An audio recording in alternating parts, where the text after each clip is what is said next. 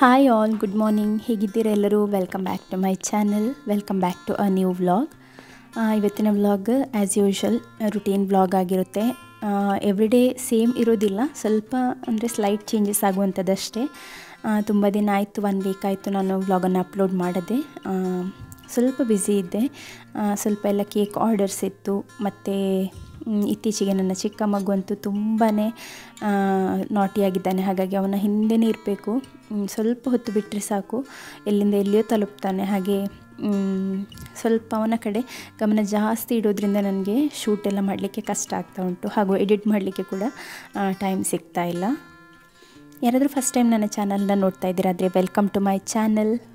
ಹಾಗೂ ಈ ವಿಡಿಯೋ ಅಥವಾ ನನ್ನ ಪ್ರೀವಿಯಸ್ ವೀಡಿಯೋಸ್ ಯಾವುದಾದ್ರೂ ನೋಡಿ ನಿಮಗೆ ಇಷ್ಟ ಆಗ್ತದೆ ಆದರೆ ವಿಡಿಯೋನ ಲೈಕ್ ಮಾಡೋದನ್ನು ಮರಿಬೇಡಿ. ಮತ್ತು ನನ್ನ ಚಾನಲನ್ನು ಇದುವರೆಗೆ ಸಬ್ಸ್ಕ್ರೈಬ್ ಆಗದೆ ನೋಡ್ತಾ ಇದ್ದೀರಾ ಆದರೆ ಸಬ್ಸ್ಕ್ರೈಬ್ ಕೂಡ ಆಗಿ, ಆಯಿತಾ? ಮತ್ತು ನಾನು ಯಾವಾಗಲೂ ಹೇಳುವ ಹಾಗೆ ಕಾಮೆಂಟ್ ಹಾಕಲಿಕ್ಕೆ ಮರಿಬೇಡಿ, ಆಯಿತಾ? ನೀವು ಎಲ್ಲಿಂದ ನೋಡ್ತಾ ಇದ್ದೀರಾ, ನಿಮಗೆ ಎಷ್ಟು ಮಂದಿ ಮಕ್ಕಳಿದ್ದಾರೆ, ನೀವು ನನ್ನ ಲೈಫ್ಗೆ ರಿಲೇಟ್ ಮಾಡ್ತೀರಾ, ನಿಮ್ಮ ಲೈಫ್ ಕೂಡ ಹೀಗೇನೇ ಇರುವಂಥದ್ದು, ಅದ್ರ ಬಗ್ಗೆ ಕಾಮೆಂಟ್ ಮಾಡಿ. ನಾನು ಆದಷ್ಟು ಎಲ್ಲರಿಗೆ ರಿಪ್ಲೈ ಕೊಡಲಿಕ್ಕೆ ಟ್ರೈ ಮಾಡ್ತಾ ಇದ್ದೇನೆ. ರಿಪ್ಲೈ ಕೊಡಲಿಲ್ಲ ಆದರೆ ನಾನು ಓದಿದರೆ ಕಾಮೆಂಟನ್ನು ಖಂಡಿತವಾಗಿ ಲೈಕ್ ಮಾಡ್ತೇನೆ. ನನಗೆ ಕೂಡ ಸ್ವಲ್ಪ ಟೈಮ್ ಕೊಡಿ, ಆಯಿತಾ? ಕೆಲವರು ಹೇಳ್ತಾ ಇದ್ದೀರಾ ನೀವು ರಿಪ್ಲೈ ಮಾಡೋದಿಲ್ಲ, ನೀವು ಕಾಮೆಂಟಿಗೆ ರಿಪ್ಲೈನೇ ಕೊಡೋದಿಲ್ಲ ಅಂತ ಹೇಳಿ. ನನ್ನ ಕಡೆಯಿಂದ ಕೂಡ ಒಮ್ಮೆ ಯೋಚನೆ ಮಾಡಿ ನೋಡಿ. ನಾನು ಅಂದರೆ ಒಂದು ದಿನದಲ್ಲಿ ಅಂತ ಹೇಳಿದರೆ ನಾವು ಮಲ್ಟಿ ಟಾಸ್ಕಿಂಗ್ ಮಾಡ್ತಾ ಇರ್ತೇವೆ.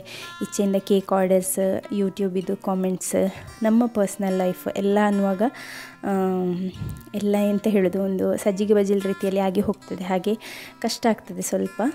ಟೈಮ್ ಸಿಗುವಾಗ ನಾನೇ ರಿಪ್ಲೈ ಮಾಡ್ತೇನೆ, ತುಂಬ ಅಗತ್ಯ ಇರುವಂಥದ್ದಕ್ಕೆ. ಮತ್ತು ಕೆಲವೊಮ್ಮೆ ನನ್ನ ಟೈಮ್ ಯಾವ ರೀತಿಯಲ್ಲಿ ಇರ್ತದೆ ಆ ರೀತಿಯಲ್ಲಿ, ಆಯಿತಾ? ನನಗೆ ಹೆಚ್ಚು ಟೈಮ್ ಇದೆ ಆದರೆ ಸ್ವಲ್ಪ ಫ್ರೀ ಇದ್ದೇನೆ ಆದರೆ ನಾನು ಪ್ರತಿ ಕಾಮೆಂಟ್ಸಿಗೆ ಕೂಡ ರಿಪ್ಲೈನ ಮಾಡ್ತೇನೆ. ಇಲ್ಲಾದರೆ ನಾನು ಲೈಕ್ ಅಂತೂ ಮಾಡಿಯೇ ಮಾಡ್ತೇನೆ. ನಮಗೆ ಇವತ್ತು ಬೆಳಿಗ್ಗೆ ಬ್ರೇಕ್ಫಾಸ್ಟಿಗೆ ಸಜ್ಜಿಗೆಯನ್ನು ಮಾಡುವ ಅಂತ ಹೇಳಿ. ಇವತ್ತು actually beginning of the week, Monday vlog ಇದು. ಬಟ್ ನನಗೆ ನಿನ್ನೆ ನಾನು ಅಕ್ಕಿಯನ್ನು ನೆನೆಯಲಿಕ್ಕೆ ಹಾಕಿರಲಿಲ್ಲ. ಇಲ್ಲಾಂದರೆ ನಾನು ಯೂಶ್ವಲಿ ದೋಸೆ ಮಾಡಲಿಕ್ಕೆ ಅಕ್ಕಿಯನ್ನು ನೆನೆಯಲಿಕ್ಕೆಲ್ಲ ಹಾಕಿರ್ತೇನೆ. ಬಟ್ ನಿನ್ನೆ ದಿನ ಆಗಲಿಲ್ಲ. ಹಾಗೆ ಇವತ್ತು ಸಜ್ಜಿಗೆ ಮಾಡುವಂಥ ತುಂಬ ದಿನದ ಹಿಂದೆ ರವೆ ತಂದಿಟ್ಟದ್ದು ಪ್ಯಾಕೆಟ್ ಇತ್ತು. ಮತ್ತು ರವೆ ಕೂಡ ಏನಾಗ್ತದೆ ಅಂದರೆ ಸ್ವಲ್ಪ ದಿನದ ನಂತರ ಹಾಳಾಗ್ತದೆ. ಓಪನ್ ಮಾಡಿದ ನಂತರ ಅಂತೂ ಹೊರಗೆ ಇಡಲಿಕ್ಕೇ ಇಲ್ಲ, ಫ್ರಿಜ್ಜಲ್ಲಿ ಇಡಬೇಕು. ಬಟ್ ಅದಕ್ಕಿಂತ ಮುಂಚೆ ಸಹ ಹಾಳಾಗುವಂಥ ಚಾನ್ಸ್ ಇದೆ. ಹಾಗೆ ನಾನು ರವೆ ಇದೆ ಅಲ್ವಾ ತಂದಿಟ್ಟಂಥದ್ದು, ಸೊ ಅದರಿಂದ ಸಜ್ಜಿಗೆ ಮಾಡುವ ಅಂತ ಹೇಳಿ. ಸಜ್ಜಿಗೆ ಆ್ಯಕ್ಚುಲಿ ಮನೆಯಲ್ಲಿ ಯಾರಿಗೂ ಇಷ್ಟ ಇಲ್ಲ. ಬಟ್ ಸ್ವಲ್ಪ ಅಂದರೆ ಫಾರ್ ಎ ಚೇಂಜಿಗೋಸ್ಕರ ಮಾಡುವಂಥದ್ದು. ಹಾಗೆ ನಮಗೆಲ್ಲ ಸಜ್ಜಿಗೆ, ಸಿಯೋನಿಗೆ ಸಜ್ಜಿಗೆ ಎಳೆಯೋದಿಲ್ಲ, ಹಾಗೆ ಅವನಿಗೆ ಮಾತ್ರ ಅಂತ ಹೇಳಿ ಇಲ್ಲಿ ಚಪಾತಿಯನ್ನು ಮಾಡ್ಕೊಳ್ತಾ ಇದ್ದೇನೆ. ಹಿಟ್ಟನ್ನು ನಾನು ಕಲಸಿಟ್ಕೊಳ್ತೇನೆ. ಸಜ್ಜಿಗೆ ಎಲ್ಲ ಮಾಡಿ ಆದ ನಂತರ ಚಪಾತಿಯನ್ನು ಮಾಡ್ಕೊಳ್ತೇನೆ ಅಂತ ಹೇಳಿ. ಟಿಫಿನಿಗೆ ಇಲ್ಲಿ ನಾನು ಅನ್ನವನ್ನು ಇಟ್ಟಿದ್ದೆ. ಅನ್ನ ರೆಡಿಯಾಗಿದೆ ಇವಾಗ. ಇನ್ನೂ ಕೂಡ ಸರಿಯಾಗಿ ಬೆಳಕಾಗಲಿಲ್ಲ. ನಾನಂದರೆ 2-3 ರೀತಿಯ ಐಟಮ್ ಮಾಡಲಿಕ್ಕಿರೋದ್ರಿಂದ, ಅಂದರೆ ನಮಗೆ ಒಂದು ರೀತಿ, ಸಿಯೋನಿಗೆ ಒಂದು ರೀತಿ, ಟಿಫಿನಿಗೆ ಒಂದು ರೀತಿ ಮಾಡಲಿಕ್ಕಿರೋದ್ರಿಂದ ಸ್ವಲ್ಪ ಬೇಗನೆ ಎದ್ದಿದ್ದೆ. ಕೆಲವೊಮ್ಮೆ ನೈಟ್ ಮಗು ಸರಿ ಮಲಗ್ತಾನೆ, ಆಗ ನನಗೆ ಬೆಳಿಗ್ಗೆ ಎದ್ದೊಳ್ಳಿಕ್ಕೆ ಏನು ಸಹ ಕಷ್ಟ ಆಗೋದಿಲ್ಲ. ಕೆಲವೊಮ್ಮೆ ನೈಟ್ ಮಲಗೋದೇ ಇಲ್ಲ. ಇತ್ತೀಚೆಗೆ ಸ್ವಲ್ಪ ಮಲಗ್ತಾನೆ ಇಲ್ಲ ಅವನು ನೈಟಲ್ಲಿ. ಹಾಗೆ ಎದ್ದೊಳ್ಳಿಕ್ಕೆ ಸಹ ಕಷ್ಟ ಆಗ್ತಾ ಉಂಟು. 5 ಗಂಟೆ ನಂತರ ಎಷ್ಟು ನಿದ್ದೆ ಬರ್ತದೆ ಅಂತ ಇಲ್ಲ, ಬಟ್ ಅವನಿಗೆ ರಾತ್ರಿ ನಿದ್ದೆ ಬರೋದಿಲ್ಲ, ಎಂತ ಮಾಡೋದಲ್ವ. ನಾನು ನಿನ್ನೆ ಚಿಕನನ್ನು ಮ್ಯಾರಿನೇಟ್ ಮಾಡಿ ಇಟ್ಟಿದ್ದೆ. ಸೊ ಅದನ್ನು ಇವಾಗ ಏರ್ ಫ್ರೈರಲ್ಲಿ ಹಾಕ್ತಾಯಿದ್ದೇನೆ. ಮತ್ತು ಕೆಲವರು ಹೇಳ್ತೀರಾ ನೀವು ಡೈಲಿ ಚಿಕನ್ ಕೊಡೋದಾ ಅಂತ ಹೇಳಿ. ಇಲ್ಲ, 3 ಅಥವಾ 4 ಡೇಸ್ ಅ ವೀಕ್ ಅವನು ತಗೊಂಡು ಹೋಗ್ತಾನೆ ಚಿಕನ್.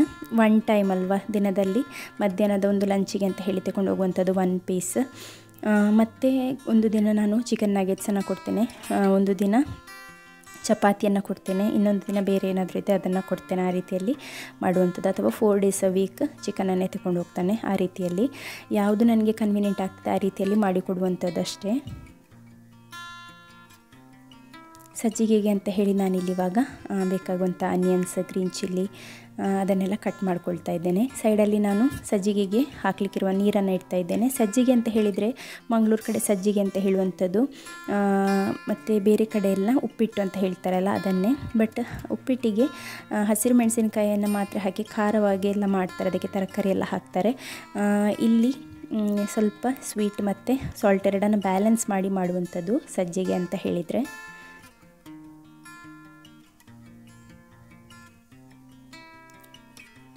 ಈ ಡಿಶೆಲ್ಲ ನಾನು ಇಲ್ಲಿ ಬಂದೇ ಕಲ್ತಂಥದ್ದು.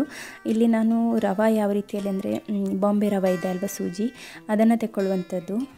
ಅದಕ್ಕೆ ನಾನು 1 ಕಪ್ ರವೆಗೆ 3 ಕಪ್ ರೀತಿಯಲ್ಲಿ ನೀರನ್ನು ಹಾಕ್ಕೊಳ್ತೇನೆ. ಆಗ ಮಾತ್ರ ಚೆಂದಾಗಿ ಅದು ಅಂದರೆ ಬ್ಲೂಮ್ ಆಗ್ತದೆ, ರವೆ ಚೆಂದ ಸ್ಪ್ರೆಡ್ ಆದ ಹಾಗೆ ಬ್ಲೂಮ್ ಆಗ್ತದೆ ಮತ್ತು ಸ್ವಲ್ಪ ಸಾಫ್ಟಾಗಿರ್ತದೆ. ನೀರು 2 ಕಪ್ ಆ್ಯಕ್ಚುಲಿ ಹಾಕಲಿಕ್ಕಿರುವಂಥದ್ದು. ಆ 2 ಕಪ್ ಹಾಕಿದರೆ ಏನಾಗ್ತದೆ, ಸ್ವಲ್ಪ ಡ್ರೈ ಆಗ್ತದೆ ತಿನ್ನಲಿಕ್ಕೆ ಎಲ್ಲ. ಹಾಗೆ ನಾನು 3 ಕಪ್ಪನ್ನು ಹಾಕುವಂಥದ್ದು.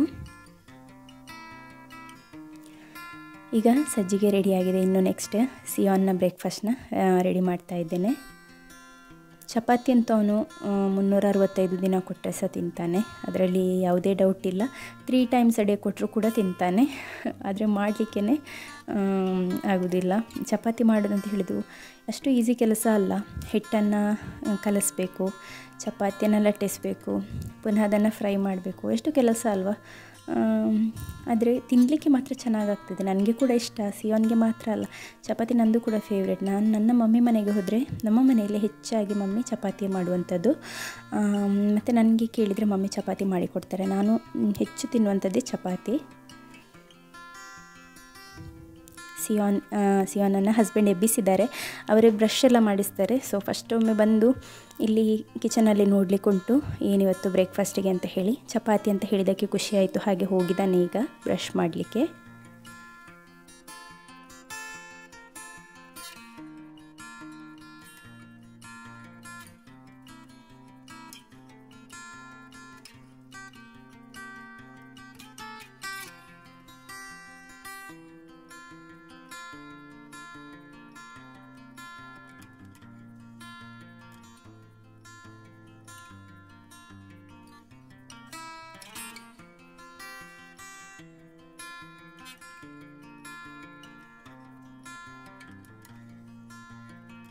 ರಾತ್ರಿ ಎಷ್ಟು ಮಲಗಲಿಲ್ಲ ಆದರೂ ಕೂಡ, ಎಷ್ಟು ಲೇಟ್ ಮಲಗಿದರೂ ಕೂಡ ಮಗು ಎದ್ದೊಳುವಾಗ ನನ್ನ ಜೊತೆನೇ ಎದ್ದೊಳ್ತಾನೆ. ಅಂದರೆ ನಾನು ಅವನ ಹತ್ತಿರ ಮಲಗಿರ್ತೇನೆ ಅಲ್ವಾ, ನನ್ನ ಬಿಸಿ ಹೋದ ಕೂಡಲೇ ಎದ್ದು ನನ್ನೊಟ್ಟಿಗೆ ಬರ್ತಾನೆ ಅವನು. ಹಾಗೆ ಹಸ್ಬೆಂಡಿಗೆ ಕೂಡ ಮಲಗಲಿಕ್ಕಿಲ್ಲ. ಒಮ್ಮೆ ನಾನು ಎದ್ದು ಕಿಚನಿಗೆ ಬಂದ ನಂತರ ಮಗು ಎದ್ದರೆ ಹಸ್ಬೆಂಡೇ ನೋಡ್ಕೊಳ್ತಾರೆ. ಯಾಕೆಂದರೆ ನಾನು ಹೋಗಿ ಹಾಲು ಕೊಟ್ಟರೆ ಮತ್ತೆ ಮುಗೀತು, 8 ಗಂಟೆ ಆದರೂ ಅವನು ಬಿಡೋದಿಲ್ಲ. ಹಾಗೆ ಆ ಒಂದು ಕೆಲಸನೇ ಬೇಡ ಅಂತ ಹೇಳಿ ನಾನು ಹೋಗೋದೇ ಇಲ್ಲ. ಹಸ್ಬೆಂಡೇ ಅವನನ್ನು ಎತ್ತಿ ಹೊರಗೆ ಕರ್ಕೊಂಡು ಬಂದು ಟಿ ವಿ ಹಾಕಿ ಕೂತ್ಕೊಳ್ಳಿಸ್ತಾರೆ, ಅವ್ರು ಸಹ ಕೂತ್ಕೊಳ್ತಾರೆ. ಹಾಗೆ ನನಗೆ ಹಸ್ಬೆಂಡ್ ಇಲ್ಲಿ ಆದರೂ 1-2 ದಿನ ಇಲ್ಲ ಆದರೆ ನನಗೆ ಕಷ್ಟ ಆಗ್ತದೆ. ಹಾಗೆ ನಾನು ಕಳೆದ ಮಂತಲ್ಲಿ ಹಸ್ಬೆಂಡ್ 1 ದಿನ ಇರಲಿಲ್ಲ, ಸ್ಯಾಟರ್ಡೆ. ಹಾಗೆ ನಾನು ಸಿವನಿಗೆ ರಜೆಯನ್ನೇ ಮಾಡಿಸಿದ್ದೆ, ಯಾಕೆಂದರೆ ಕಷ್ಟ ಆಗ್ತದೆ ಬೆಳಿಗ್ಗೆ. ಮತ್ತು ಹಸ್ಬೆಂಡ್ ಇಲ್ಲದೇ ಇದ್ದರೆ ಮಕ್ಕಳು ಸಹ, ಅಂದರೆ ಸ್ಪೆಷಲಿ ಸಿಯೋನ್ ಕ್ರ್ಯಾಂಕಿ ಆಗ್ತಾನೆ. ಅಂದರೆ ಅವನಿಗೆ ಅವನ ಡ್ಯಾಡಿ ಅಂತ ಹೇಳಿದರೆ ಜೀವ. ಹಾಗೆ ತುಂಬ ಕ್ರ್ಯಾಂಕಿ ಇರ್ತಾನೆ ಅಂತ ಹೇಳಿ ಅವತ್ತಿನ ದಿನ ನಾನು ಕಳಿಸಲಿಲ್ಲ, ಮನೆಯಲ್ಲೇ ಇರಲಿ ಅಂತ ಹೇಳಿ. ಇಲ್ಲಿ ನಾನು ಸಿಯೋನ್ಗೆ ಟಿಫಿನಿಗೆ ಬೇಕಾಗಿರುವಂಥದ್ದನ್ನೆಲ್ಲ ಪ್ರಿಪೇರ್ ಮಾಡ್ಕೊಳ್ತಾ ಇದ್ದೇನೆ, ಒಂದೊಂದಾಗಿ ತಂದಿಟ್ಕೊಳ್ಳುವಂಥದ್ದು. ಆಗ ಫಾಸ್ಟ್, ಅಂದರೆ ನನಗೆ ವಿಡಿಯೋ ಕೂಡ ಮಾಡೋದ್ರಿಂದ ಅಂದರೆ ಹ್ಯಾಂಡಿ ಇರ್ತದೆ, ಎಲ್ಲ ಹತ್ತಿರ ತಂದಿಟ್ಕೊಂಡ್ರೆ ಇಲ್ಲಾದರೂ ಒಂದು ವಸ್ತು ಒಂದು ಕಡೆ, ಇನ್ನೊಂದು ವಸ್ತು ಇನ್ನೊಂದು ಕಡೆ, ಹಾಗೆ ಆಗುವಂಥದ್ದು ಕೆಲವೊಮ್ಮೆ. ನಾನಂದರೆ ಹೆಚ್ಚಾಗಿರುವಂಥ ನನ್ನ ಫ್ರೂಟ್ಸನ್ನೆಲ್ಲ ನಾನು ಕೇಕ್ ರೂಮಲ್ಲಿ ಸ್ಟೋರ್ ಮಾಡುವಂಥದ್ದು, ಮತ್ತು ಬೆಳಿಗ್ಗೆ ಹೋಗಿ ತಗೊಂಡು ಬರುವಂಥದ್ದು. ಇವರಿಬ್ಬರು ಒಟ್ಟಿಗೆ ಕಿಚನಿಗೆ ಅಥವಾ ಬೇರೆ ಎಲ್ಲಿಯಾದರೂ ನಾವು ಕೆಲಸ ಮಾಡುವಲ್ಲಿಗೆ ಬಂದರೆ ಮತ್ತೆ ಮುಗೀತಾಯ್ತಾ. 10 ನಿಮಿಷದಲ್ಲಿ ಆಗುವಂಥ ಕೆಲಸ 20 ನಿಮಿಷಕ್ಕೆ ಫಾಸ್ಟಾಗಿ ಎಕ್ಸ್ಟೆಂಡ್ ಆಗಿ ಹೋಗಿಬಿಡ್ತದೆ. ಅವನು ಮುಟ್ಟಿದ ವಸ್ತು ಇವನಿಗೆ ಬೇಕು, ಇವನು ಮುಟ್ಟಿದ ವಸ್ತು ಅವನಿಗೆ ಬೇಕು.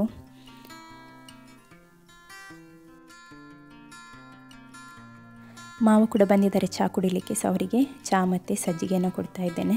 ನಾನು ಅಲ್ಲಿ ಹೋಗಿ ಸಜ್ಜಿಗೆ ಕೊಡುವಷ್ಟರಲ್ಲಿ ನನ್ನ ಚಿಕ್ಕ ಮಗು ನಮ್ಮ ಮನೆಯಲ್ಲಿ ಇಲ್ಲಿ ಅಟ್ಟಕ್ಕೆ ಹೋಗಲಿಕ್ಕೆ ಏಣಿ ಉಂಟು, ಅದರ ಮೇಲೆ ಹತ್ತುವಂಥದ್ದು. ಸೊ ನಾನು ಅಲ್ಲಿ ಕಾನ್ಸಂಟ್ರೇಟ್ ಮಾಡುವಷ್ಟರಲ್ಲಿ ಇಲ್ಲಿ ಅವನು ಏಣಿಯ ಮೇಲೆ ಇಟ್ಟಿದ್ದಂತಹ ಈರುಳ್ಳಿಯನ್ನೆಲ್ಲ ಒಂದು ಬುಟ್ಟಿಯಲ್ಲಿ ಹಾಕಿದ್ದೆ, ಆ ಬುಟ್ಟಿಯನ್ನು ದೂಡಿ ಹಾಕಿದ್ದ.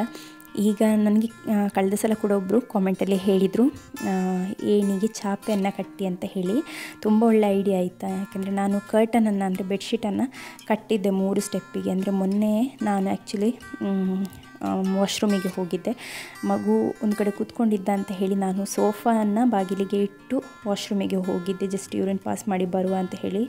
ಅಲ್ಲಿ ಹೋಗಿ ಒಂದು 1 ಮಿನಿಟ್ ಕೂಡ ಆಗಲಿಲ್ಲ, ಅದಕ್ಕಿಂತ ಮುಂಚೆನೇ ಟಬ್ಬಂತ ಸೌಂಡ್ ಆಯಿತು. ನನಗೆ ದೇವ್ರಿಗೆ ನಿಮಗೆ ಬಿಟ್ಟಿದ್ದೇನೆ ನಾನು ದೇವರೇ ಅಂತ ಹೇಳಿ ಬೇಗ ಹೊರಗಡೆ ಬಂದು ನೋಡುವಾಗ ಈ ಮಗು ಉಂಟಲ್ಲ ಏಣಿ ಮೇಲೆ ಹತ್ತಿ ಈರುಳ್ಳಿ ಬುಟ್ಟಿ ಏನಿದೆ ನಾವು ಅದನ್ನು ಏಣಿಯ ಸ್ಟೆಪ್ ಮೇಲೆ ಇಡುವಂಥ ಅದನ್ನು ಕೆಳಗೆ ಹಾಕಿ ಮತ್ತೆ ಕೂಡ ಮೇಲೆ ಹೋಗ್ತಾ ಇದ್ದಾನೆ. ನಗಾಡ್ತಾ ಈರುಳ್ಳಿ ಬುಟ್ಟಿ ಬಿದ್ದದನ್ನು ನೋಡಿ ನಗಾಡ್ತಾ ಇದ್ದ ನಾನು ಬರುವಷ್ಟರಲ್ಲಿ. ಮತ್ತು ನಾನು ಬಂದು ಅವನನ್ನು ಎತ್ತಿ ತೆಗೆದ ನಂತರ ನನಗೆ ಆ ನಂತರ ತುಂಬ ಹೆದರಿಕೆ ಸ್ಟಾರ್ಟ್ ಆಯಿತು. ಹಾಗೆ ನಾನು ಬೆಡ್ಶೀಟನ್ನು ಕಟ್ಟಿದೆ. ಬಟ್ ಅವನು ಏನು ಮಾಡ್ತಾಯಿದ್ದಾನಂದರೆ ಹೇಳಿದರೆ ಬೆಡ್ಶೀಟನ್ನು 1-2-3 ಸಲ ಬಂದು ನೋಡಿ ಹೋದ ಎಂತ ಮಾಡಿದ್ದಾರೆ ಅಂತ ಹೇಳಿ. ಮತ್ತು ಮಾತಾಡಲಿಕ್ಕೆ ಬರೋದಿಲ್ಲ, ಬಟ್ ಸೌಂಡ್ ಮಾಡಿ ಹೇಳ್ತಾನೆ, ಇದನ್ನೊಮ್ಮೆ ತೆಗೀರಿ ಅಂತ ಹೇಳಿದ ಹಾಗೆಯೇ ಹೇಳ್ತಾನೆ ನಮಗೆ. ಈಗ 1 ವರ್ಷ 3 ತಿಂಗಳಾಯ್ತಲ್ಲ, ಜೋರಿದ್ದಾನೆ ಆಯಿತಾ, ತುಂಬ ಜೋರಿದ್ದಾನೆ ಸಿಯೋನಿಗೆ ಕಂಪೇರ್ ಮಾಡಿದರೆ. 2ನೇ ಮಗು ಯಾವಾಗಲೂ ಜೋರಂತೆ ಅಲ್ಲ, ಹಾಗೆಯೇ ತುಂಬ ಪೋಖ್ರಿ ಕೂಡ. ಬಂದು ತೆಗೀರಿ ಅಂತ ಹೇಳಿದ ಹಾಗೆಯೇ ಎಕ್ಸ್ಪ್ರೆಷನ್ ಮಾಡ್ತಾಯಿದ್ದ. ಮತ್ತು 1 ದಿನದ ನಂತರ ಉಂಟಲ್ಲ, ಅವನಿಗೆ ಗೊತ್ತಾಯಿತು ಇದು ಕರ್ಟನ್ ರೀತಿಯಲ್ಲಿ ಸೈಡಿಗೆ ಮಾಡಲಿಕ್ಕೆ ಆಗ್ತದೆ ಅಂತ ಹೇಳಿ. ಹಾಗೆ ಈಗ ಅದನ್ನು ಕರ್ಟನ್ನ ರೀತಿಯಲ್ಲಿ ಸೈಡಿಗೆ ಸರಿಸಿ ಅಲ್ಲಿಂದ ಹತ್ತುತ್ತಾ ಇದ್ದಾನೆ.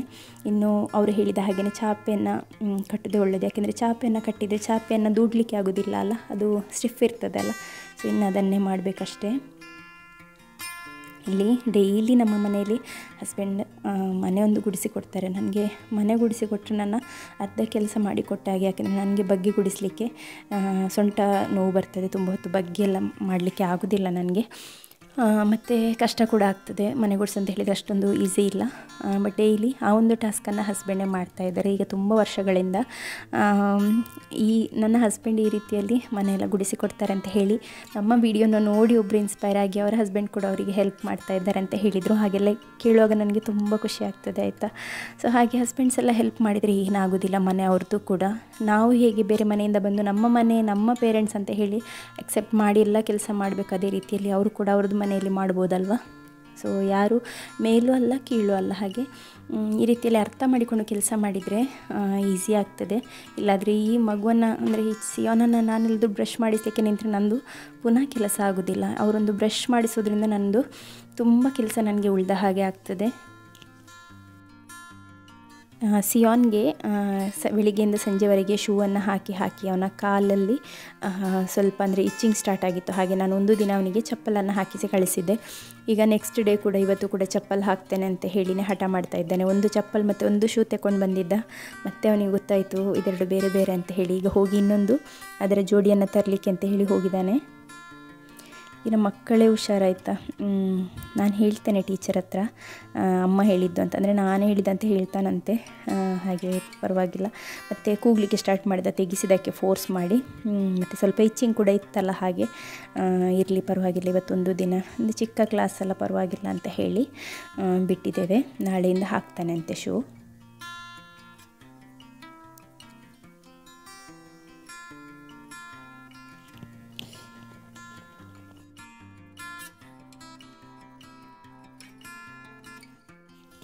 ಈಗಂತೂ ತುಂಬ ಖುಷಿಯಲ್ಲಿ ಹೋಗ್ತಾ ಇದ್ದಾನೆ ಸ್ಕೂಲಿಗೆ, ಏನು ಸಹ ತೊಂದರೆ ಇಲ್ಲ. ನೋಡ್ಬೋದು ನೀವು ಅವನು ಓಡೋದ್ರಲ್ಲೇ. ಇಲ್ಲಾದರೆ ಅವನಿಗೆ ಕೈ ಸಹ ಬರ್ತಾ ಇರಲಿಲ್ಲ, ಕಾಲು ಸಹ ಬರ್ತಾ ಇರಲಿಲ್ಲ, ಮೇಲೆ ಹೋಗಲಿಕ್ಕೆ ಎತ್ತಿಕೊಂಡೇ ಹೋಗ್ತಾ ಇದ್ದಂಥದ್ದು ನಾವು. ಬಟ್ ಈಗ ಹೋಗ್ತಾ ಇದ್ದಾನೆ. ಎಲ್ಲ ಎ ಸೆಕ್ಷನ್ನ ಪ್ರಭಾವ ಇರಬೇಕು, ಮೊದಲು ಸಿ ಸೆಕ್ಷನಲ್ಲಿ ಇದ್ದಂಥದ್ದಲ್ವ.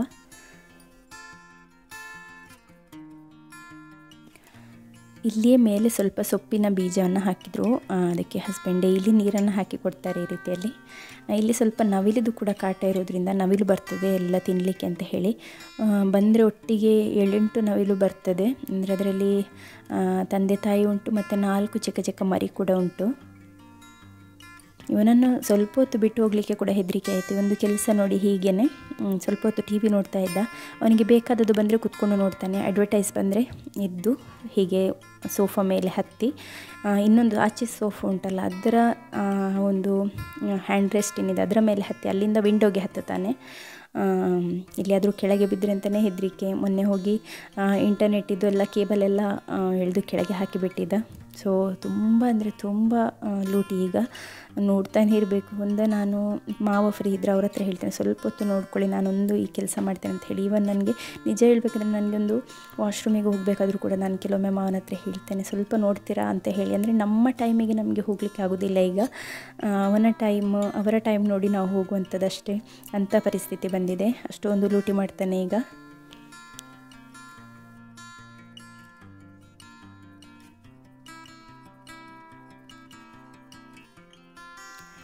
ಈ ಪಪ್ಪಾಯ ನಮ್ಮ ಮನೆಯಲ್ಲೇ ಆದಂಥದ್ದು, ತುಂಬ ದೊಡ್ಡದಿದೆ ಹಾಗೂ ಒಳ್ಳೆ ಟೇಸ್ಟ್ ಇತ್ತಂತೆ. ಮಾವ ಕೂಡ ಹೇಳ್ತಾಯಿದ್ರು. ನಾನು ಈ ಸಲ ಕಟ್ ಮಾಡಿದಾಗ ಪಪ್ಪಾಯ ತಿನ್ನಲೇ ಇಲ್ಲ, ಯಾಕೆಂದರೆ ನಮಗೀಗ ತಿಂದು ಬೇಜಾರಾಗಿದೆ. ಅಂದರೆ ತುಂಬ ಇಲ್ಲಿ ಅಣ್ಣವರೆಲ್ಲ ತಗೊಂಡು ಕೂಡ ಹೋಗ್ತಾರೆ ಮನೆಗೆ. 2-3 ಪಪ್ಪಾಯ ಮರ ಇದ್ದದ್ರಿಂದ ಈ ಸಲ ಗಮ್ಮತ್ತು ಪಪ್ಪಾಯ ತಿಂದದ್ದೇ. ಮಗು ಸುಮ್ಮನೆ ಕೂತ್ಕೊಂಡಿದ್ರು ಸಹ ನಮಗೆ ನೋಡುವಾಗ ಏನೋ ಒಂಥರ ಕೊಂಡಟಾಗುವಂಥದ್ದಲ್ಲ. ಹಾಗೆ ನಾನು ಸ್ವಲ್ಪ ಹೊತ್ತು ಅವನ ಹತ್ರ ಆಟ ಆಡಿದೆ. ಅದಾಗಿ ಈಗ ಹಸ್ಬೆಂಡ್ ಫ್ಯಾಕ್ಟ್ರಿಗೆ ಹೋಗಲಿಕ್ಕೆ ಅಂತ ಹೇಳಿ ಹೊರಡ್ತಾಯಿದ್ರು. ಆಗ ಜಸ್ಟ್ ಒಮ್ಮೆ ಕಾರ್ ಸ್ಟಾರ್ಟ್ ಮಾಡಿದರು. ಈಗ ಅವನಿಗೆ ಕಾರ್ ಸ್ಟಾರ್ಟ್ ಮಾಡುವಂಥದ್ದು, ಕಾರ್ ನೋಡುವಾಗ ಏನೋ ಒಂಥರ ಖುಷಿ. ಹಾಗೆ ತುಂಬ ಖುಷಿ ಆಯಿತು ಅವನಿಗೆ ಅದನ್ನು ನೋಡಿ.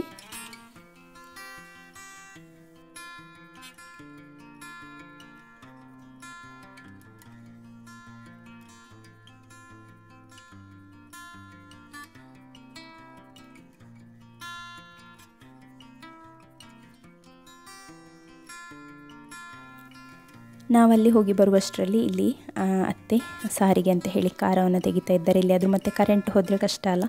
ಹಾಗೆ ಇಲ್ಲಿ ಸೋಯಾ ಅದನ್ನು ಮೊಳಕೆ ಬರಿಸಿದ್ರು ಮೊನ್ನೆನೇ, ಅದು ಫ್ರಿಜ್ಜಲ್ಲಿತ್ತು. ಸೊ ಅದರಿಂದ ಸ್ವಲ್ಪ ತೆಗೆದಿದ್ದಾರೆ. ಮತ್ತು ಮಸಾಲವನ್ನು ಹೀಗೇನೆಂದರೆ ರೋಸ್ಟ್ ಮಾಡದೆ ಹೀಗೇ ಡೈರೆಕ್ಟ್ ತೆಗೆದು ಗ್ರೈಂಡ್ ಮಾಡ್ತಾ ಇದ್ದಾರೆ.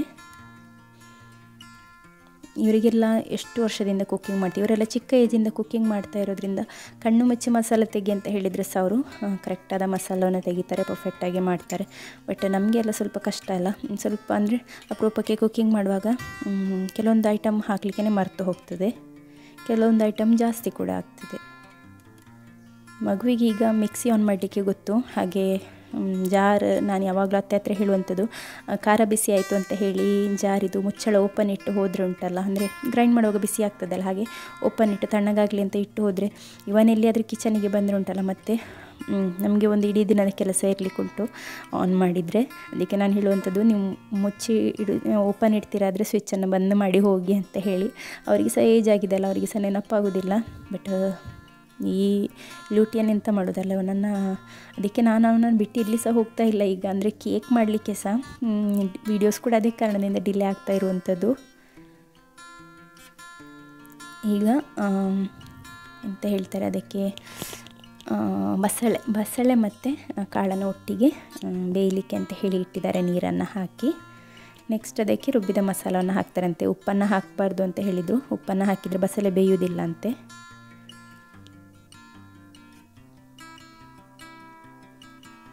ಮನೆ ಹತ್ತಿರ ಅಂದರೆ ನಮ್ಮ ಹೊಸ ಮನೆ ಕಟ್ತಾ ಇದ್ದಾರಲ್ಲ, ಅಲ್ಲಿ ಕೆಲಸಕ್ಕೆ ಇದ್ದಾರೆ ಅಂತ 5 ಮಂದಿ. ಹಾಗೆ ಹಸ್ಬೆಂಡ್ ಕಾಲ್ ಮಾಡಿ ಹೇಳಿದರು, ಚಹಾ ತಗೊಂಡು ಹೋಗಲಿಕ್ಕೆ ಬರ್ತೇನೆ, ಚಹಾ ರೆಡಿ ಮಾಡಿ ಅಂತ ಹೇಳಿ. ಹಾಗೆ ನಾನು ಅಲ್ಲಿರುವವರಿಗೆ ಕೂಡ ಮತ್ತು ಇಲ್ಲಿ ಕೂಡ ಕೆಲಸಕ್ಕೆ ಇದ್ದಾರೆ, ಹಾಗೆ ಎಲ್ಲರಿಗೆ ಒಟ್ಟಿಗೆ ಚಹಾವನ್ನು ಮಾಡಿ ರೆಡಿ ಮಾಡಿದ್ದೇನೆ.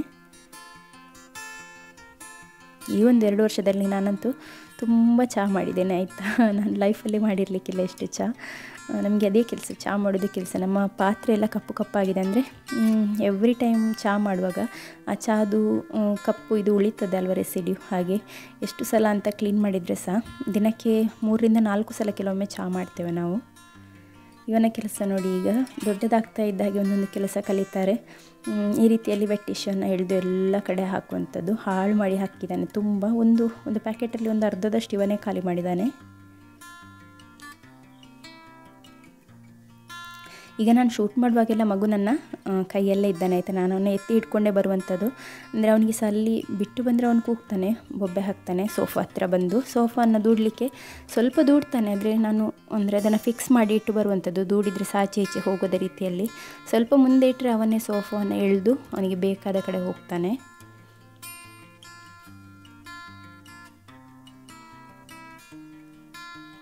ಈ ರೀತಿಯಲ್ಲಿ ಒಲೆಯಲ್ಲಿ ಅಡುಗೆ ಮಾಡುವಾಗ ತುಂಬ ಟೇಸ್ಟಿಯಾಗಿ ಆಗ್ತದೆ. ಮತ್ತು ಈ ಸಾರೆಲ್ಲ ಉಂಟಲ್ಲ, ಹೀಗೆ ಬಸಳೆ ಸಾರೆಲ್ಲ ಇದ್ದರೆ ಕೆಲಸಕ್ಕೆ ಬಂದವರಿಗೆ ಸಹ ಖುಷಿ ಆಗ್ತದೆ, ಅವರು ಸಹ ಗಟ್ಟಿ ಊಟ ಮಾಡ್ತಾರೆ. ಇಲ್ಲಿ ಹಸ್ಬೆಂಡ್ ಬಂದಿದ್ದಾರೆ, ಅವರಿಗೆ ಈಗ ರಿಟರ್ನ್ ಹೋಗುವಾಗ ಕಾರ್ ತಗೊಂಡು ಹೋಗ್ಲಿಕ್ಕೆ ಉಂಟಂತೆ. ಹಾಗೆ ನಮಗೆ ಸ್ವಲ್ಪ ಹಾಲು ಸಹ ಬೇಕಿತ್ತು ಮನೆಗೆ, ಯಾಕೆಂದರೆ ನನಗೆ ಕೇಕ್ ಆರ್ಡರ್ಸ್ ಇತ್ತು. ಹಾಗೆ ಹಾಲನ್ನು ಕೂಡ ಎಕ್ಸ್ಟ್ರಾ ತಗೊಂಡು ಬರಲಿಕ್ಕೆ ಹೇಳಿದೆ ಅವರು. ಹಾಲು ಮತ್ತು ಅಲ್ಲಿಗೆ ತಗೊಂಡು ಹೋಗ್ಲಿಕ್ಕಿರುವಂತಹ ಫುಡ್ ಎಲ್ಲ ತಗೊಂಡು ಬಂದಿದ್ದರು. ಅವರಿಗೆ ಮಂಗಳೂರಿಗೆ ಹೋಗಲಿಕ್ಕಿತ್ತು. ಹಾಗೆ ಆ ಒಂದು ಗಡಿಬಿಡಿಯಲ್ಲಿ ಚಹಾ ಮತ್ತು ಫುಡ್ ಇಲ್ಲಿಯೇ ಅಲ್ಲಿವರೆಗೆ ಹೋಗಿದ್ದರು. ಮತ್ತು ನಾನು ಹೇಳಿದ್ದಕ್ಕೆ ಈಗ ಬಂದಿದ್ದಾರೆ. ಸೊ ಹಾಗೆ ಅಲ್ವಾ, ಅರ್ಜೆಂಟಲ್ಲಿರುವಾಗ ಒಂದು ವಿಷಯದಲ್ಲಿ ಮರೆತು ಹೋಗುವಂಥದ್ದು ಅಥವಾ ಗಡಿಬಿಡಿ ಆಗುವಂಥದ್ದು ಆಗ್ತದೆ. ಮಗು ಬೆಳಿಗ್ಗೆಯಿಂದ ಏನು ಸಹ ತಿಂದಿರಲಿಲ್ಲ, ಚಪಾತಿ ಸಹ ತಿನ್ನಲಿಲ್ಲ ಅವನು. ಅಂದರೆ ನಾನು ಹೇಳಿದ್ದೆಲ್ಲ ಕಳೆದ ವ್ಲಾಗಲ್ಲಿ ಅವನಿಗೆ ಬಾಯಲ್ಲಿ ಅಲ್ಸರ್ಸ್ ಇತ್ತು ಅಂತ ಹೇಳಿ. ಹಾಗೆ ಅವನಿಗೆ ಬನಾನವನ್ನು ಕಟ್ ಮಾಡಿ ಕೊಡ್ತಾ ಇದ್ದೇನೆ. ಅಂದರೆ ಒಂದು ಬನಾನವನ್ನು ಸ್ಲಿಟ್ ಮಾಡಿ 4 ಪೀಸಸ್ ಆಗೋ ರೀತಿಯಲ್ಲಿ ಕಟ್ ಮಾಡಿ ಕೊಟ್ಟಿದ್ದೇನೆ. ಆಗ ಚೋಕಿಂಗಿದು ಟೆನ್ಷನ್ ಇರೋದಿಲ್ಲ. ನಿನ್ನೆ ಒಂದು ಕೇಕ್ ಇತ್ತು, ಅದನ್ನು ನಾನು ಕ್ರಮ್ ಕೋಟಿಂಗ್ ಮಾಡಿ ಇಟ್ಟಿದ್ದೆ. ಬಟ್ ಈಗ ಫೈನಲ್ ಫಿನಿಶಿಂಗ್ ಮಾಡಿ ಇಡ್ತಾ ಇದ್ದೇನೆ. ಇದು ಮಧ್ಯಾಹ್ನ ನಂತರ ಕೊಡಲಿಕ್ಕಿರುವಂಥದ್ದು. ಸೊ ಈ ಕೇಕನ್ನು ರೆಡಿ ಮಾಡ್ತಾ ಇರುವಾಗಲೇ, ಅಂದರೆ ಒಂದು ಟೈಮಲ್ಲಿ ಒಂದು 11:30 ಎಲ್ಲ ಆಗ್ತಾ ಉಂಟು. ಅಷ್ಟಾಗುವಾಗ ಪುನಃ ಒಂದು ಕೇಕಿದು ಆರ್ಡ್ರ್ ಬಂತು ನನಗೆ 11:30ಗೆ ಸಂಜೆ ಒಂದು ಕೇಕ್ ಕೊಡಲಿಕ್ಕೆ ಅಂತ ಹೇಳಿ. ನನಗೆ ತೆಕ್ಕೊಳ್ಳೋದಾ ಬೇಡ ಅಂತ ಆಗ್ತಾಯಿತ್ತು, ಯಾಕೆಂದರೆ ಎಲ್ಲಿಯಾದರೂ ಕರೆಂಟ್ ಹೋದರೆ ಹೇಳಲಿಕ್ಕೆ ಆಗೋದಿಲ್ಲ ಅಲ್ಲ ಅಂತ ಹೇಳಿ. ಬಟ್ ದೇವರ ಮೇಲೆ ಭಾರ ಹಾಕಿ ನಾನು ತೆಕ್ಕೊಂಡೆ ಮತ್ತೆ ಆರ್ಡರನ್ನು. ಸೊ ಇದೊಂದು ಆರ್ಡರ್ ಕಂಪ್ಲೀಟ್ ಆಗೋಷ್ಟರಲ್ಲಿ ನನಗೆ ಕಾಲ್ ಬಂದಂಥದ್ದು. ಸಿಂಪಲ್ ಕೇಕ್ ಇದು, 1/2 kg. ಹಾಗಾಗಿ ಸ್ವಲ್ಪ ಶುಗರ್ ಬಾಲ್ಸನ್ನು ಹಾಕಿ ಈ ರೀತಿಯಲ್ಲಿ ಡೆಕೋರೇಟ್ ಮಾಡಿದ್ದೇನೆ. ಈಗ ಮಧ್ಯಾಹ್ನ ನಂತರ ಕೊಡಲಿಕ್ಕಿರುವಂತಹ ಕೇಕಿದು ಪ್ರಿಪ್ರೇಷನನ್ನು ಕೂಡ ಬೇಗ ಮಾಡ್ಕೊಳ್ತಾ ಇದ್ದೇನೆ. ಯಾಕೆಂದರೆ ಸೆಟ್ ಆಗಲಿಕ್ಕೆ ಅಟ್ಲೀಸ್ಟ್ 3 to 4 hours ಫ್ರಿಜ್ಜಲ್ಲಿ ಸೆಟ್ ಆದರೆ ಮಾತ್ರ ಟೇಸ್ಟ್ ಬರುವಂಥದ್ದು. ಹಾಗಾಗಿ ಬೇಗ ಪ್ರಿಪೇರ್ ಮಾಡ್ಕೊಳ್ತಾ ಇದ್ದೇನೆ.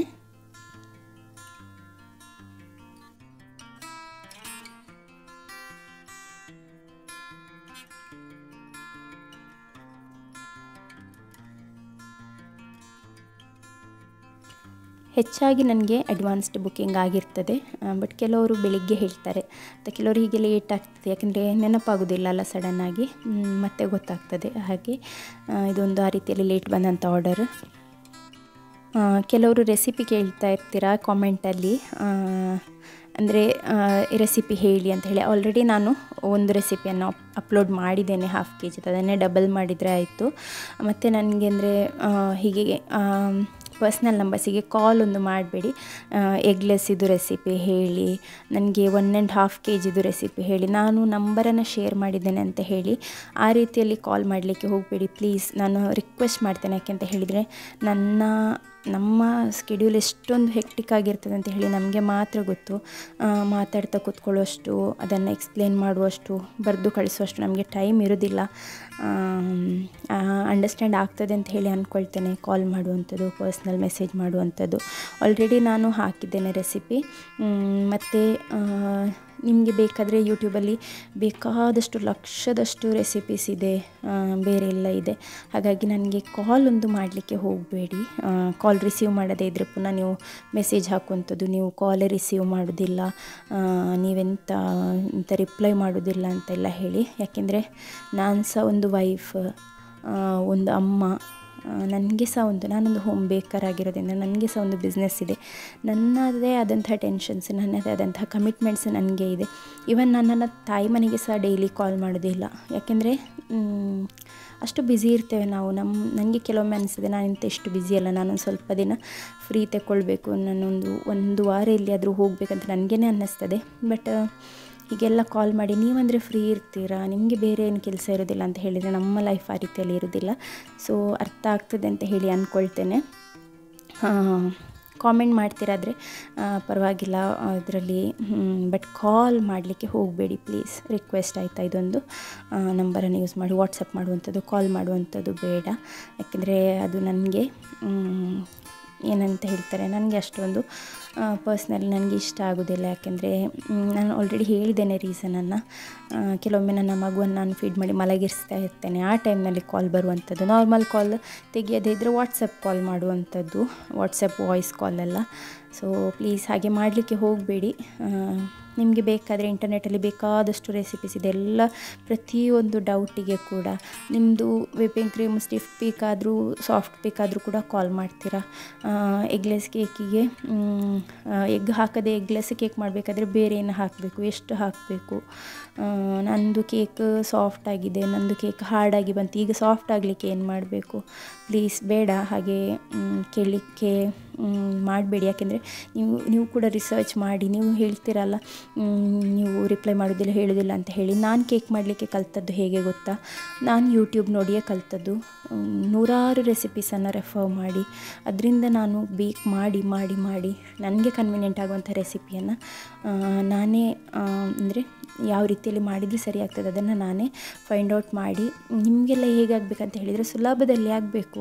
ಒಂದು ಸಲ ಮಾಡುವಾಗಲೇ ಪರ್ಫೆಕ್ಷನ್ ಬರಬೇಕಂತ ಹೇಳಿದರೆ ಆಗೋದಿಲ್ಲ, ಪ್ರಾಕ್ಟೀಸ್ ಬೇಕು. ನಾನು 100 ಕೇಕಿದ ಮೇಲೆ ಮಾಡಿದ ನಂತರ ಮಾತ್ರ ನನಗೆ ಅಷ್ಟೊಂದು ಪರ್ಫೆಕ್ಷನ್ ಅಂತ ಹೇಳಿ ನನಗೆ ಅನಿಸಿದ್ದು ಆಯಿತಾ.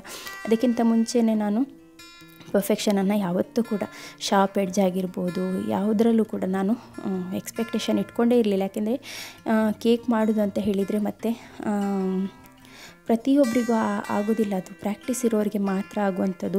ಎಲ್ಲದೂ ಸರಿಯಾಗಬೇಕು. ಫಸ್ಟಿಗೆ ಮಾಡುವಾಗ ನಿಮ್ಮದು ಕ್ರೀಮ್ ಕೂಡ ಸಾಫ್ಟ್ ಬೇಕಾಗಬೇಕು, ಸ್ಟಿಫ್ ಬೇಕಾಗಬೇಕು, ಅಥವಾ ನೀವು ಮಾಡಿದ ಡಿಸೈನ್ ಎಕ್ಸಾಕ್ಟ್ಲಿ ಹಾಗೇ ಬರಬೇಕು. ನನ್ನ ಕೇಕ್ಸ್ ರೀತಿಯಲ್ಲೇ ನಿಮ್ಮ ಕೇಕ್ಸ್ ಬರಬೇಕಂದ್ರೆ ಆಗೋದಿಲ್ಲ. ಟ್ರೈ ಮಾಡಿ, ನಾನು ಸಹ ಹಾರ್ಡ್ ವರ್ಕ್ ಮಾಡಿಯೇ ಇಲ್ಲಿವರೆಗೆ ಬಂದಂಥದ್ದು. ಅದು ಬಿಟ್ಟು ನನಗೆ 2 ಕೇಕ್ ಮಾಡಿ ನಾನು successfully 3 tyre cake 4 tyre cake ಎಲ್ಲ ಮಾಡಿ ಸೇಲ್ ಮಾಡಲಿಲ್ಲ. ತುಂಬ ಹಾರ್ಡ್ ವರ್ಕ್ ಮಾಡಿದ್ದೇನೆ. ಆ ಹಾರ್ಡ್ ವರ್ಕೇ ನೀವು ನೋಡ್ತಾ ಇರುವಂಥದ್ದು, ನನ್ನ ಆರ್ಡರ್ಸ್ ಅಥವಾ ನನ್ನ ಒಂದು ಕೇಕಿದು ವರ್ಕ್ ಇದನ್ನೆಲ್ಲ ನೋಡಿ. ಹಾಗೆ ನೀವು ಸಹ ಹಾರ್ಡ್ ವರ್ಕ್ ಮಾಡಿ. ಈಗ ನಿಮಗೇನಾದರೂ ಒಂದು ಪ್ರಾಬ್ಲಮ್ ಆಯ್ತಾದರೆ ಅದು ಯಾಕೆ ಆಗ್ತಿದೆ ಅಂತ ಹೇಳಿ ನೀವೇ ಫೈಂಡ್ ಔಟ್ ಮಾಡಬೇಕು. ನಿಮ್ಮ ಟೆಂಪ್ರೇಚರ್ ಕೆಲವೊಮ್ಮೆ ಈಗ ಹಾರ್ಡ್ ಆಯಿತು ಅಂತ ಹೇಳಿ ಮೆಸೇಜ್ ಮಾಡ್ತೀರಾ, ಟೆಂಪ್ರೇಚರ್ ನೀವು ಹೈ ಇಟ್ಟು ಮಾಡಿರ್ತೀರ, ನನಗೆ ಹೇಳುವಾಗ ಏನು ಹೇಳ್ತೀರಾ, ಈ ಇಂಗ್ರೀಡಿಯೆಂಟ್ ಹಾಕಿದ್ದೇನೆ, ಅದು ಹಾಕಿದ್ದೇನೆ, ಇದು ಹಾಕಿದ್ದೇನೆ, ಯಾಕೆ ಹಾರ್ಡ್ ಆಯಿತು ಅಂತ ಹೇಳಿ. ನಿಮ್ಮ ಮನೆಯಲ್ಲಿ ನೀವು ಎಷ್ಟು ಬಿಸಿಯಲ್ಲಿ ಬೇಯಿಸಿದ್ದೀರ ಅಂತ ನಿಮಗೆ ಮಾತ್ರ ಅಲ್ಲ ಗೊತ್ತು, ನನಗೆ ಗೊತ್ತಾ. ಅದು ಹೇಳಿದ್ದು ಸರಿಯಾಗಿಲ್ಲ ಆದರೆ ಪುನಃ ಕೋಪ ಬರುವಂಥದ್ದು. ಹಾಗಾಗಿ ಬೇಡ. ಪರ್ಸ್ನಲಿ ನನಗೆ ಯಾರು ಸಹ ಕಾಂಟ್ಯಾಕ್ಟ್ ಮಾಡಲಿಕ್ಕೆ ಬರಬೇಡಿ. ರಿಸೀವ್ ಮಾಡಿದ ನಂತರ ನೀವು ಸ್ಟಾರ್ಟ್ ಮಾಡ್ತೀರಾ ನನಗೆ ನಾನು ನಿಮ್ಮ ಸಬ್ಸ್ಕ್ರೈಬರ್ ಹಾಗೆ ಅಂತ ಹೇಳಿ. ಸಬ್ಸ್ಕ್ರೈಬರ್ ಅಂತ ಹೇಳಿದ ಕೂಡಲೇ ಅಂದರೆ ನಿಮಗೋಸ್ಕರ ಅಂತ ನನಗೆ ಟೈಮ್ ಕೊಡಲಿಕ್ಕೆ ಆಗೋದಿಲ್ಲ ಆಯಿತಾ. ಪರ್ಸ್ನಲಾಗಿ ಮೆಸೇಜ್ ಮಾಡುವಾಗ ಸಾರಿ, ಯಾರಿಗಾದರೂ ಹರ್ಟ್ ಆದರೆ ಸಾರಿ, ಬಟ್ ನಮಗೂ ಕೂಡ ಒಂದು ಲೈಫ್ ಅಂತ ಇದೆ ಅಲ್ವಾ.